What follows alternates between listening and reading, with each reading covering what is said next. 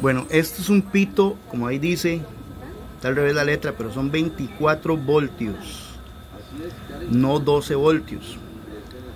24 voltios quiere decir que si su carro tiene una sola batería, no le va a funcionar. Este pito es específicamente para camiones que usan dos baterías, por lo tanto tienen más de 12 voltios, es decir, 24 voltios. Vamos a hacer una prueba de sonido para que ustedes vean qué tal suena.